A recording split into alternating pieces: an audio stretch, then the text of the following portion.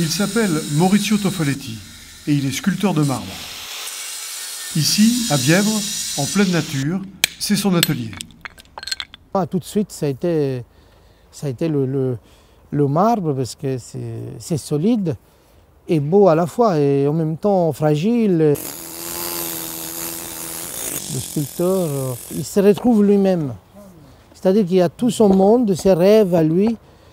Il est là et il est en train de sculpter et toute son imagination, il la traduit sur la pierre à travers une forme. Pour sculpter, il faut de l'imagination, des outils, avec en plus une vraie force physique.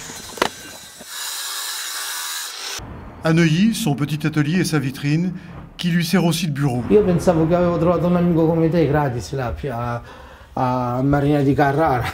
Invece. Le marbre de Carrare, c'est la matière noble qu'a choisi Maurizio. C'est la Renata qui vient. Si on réalise une passion, c'est pouvoir, à travers cette passion, donner un point de vue sur la vie, sur les choses. Et ben, comme ils ont fait nos ancêtres, ils ont bâti des cathédrales. S'il n'y avait pas eu tout ça, qu'est-ce qu'on aurait eu aujourd'hui? Bonjour les enfants. Bonjour. Bonjour. Je vais vous montrer des idées. À Neuilly, toujours, Maurizio reçoit régulièrement une dizaine d'apprentis sculpteurs pour leur apprendre le dessin et le modelage des formes qu'ils imaginent, avant de passer à la sculpture. Là, je fais une tortue, c'est les pattes. Première séance aujourd'hui et déjà des résultats. La passion du sculpteur est vraiment contagieuse. Vous voyez? Oh, on a oublié quelque chose là. Ça, il prend la forme grâce à ça. Donc si on se concentre, on pense bien à ce qu'on est en train de faire, on y arrive. Encouragés par Maurizio, les enfants inventent de nouvelles formes. Une manière pour lui de leur transmettre sa joie et son enthousiasme de créateur.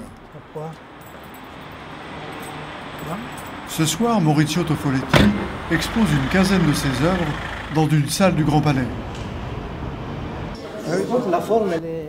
Après avoir exposé à la Défense, aux Champs-Élysées, Place Vendôme et dans de nombreuses villes du monde, l'artiste est d'ores et déjà considéré comme un des meilleurs sculpteurs de marbre dans la tradition de Michel-Ange.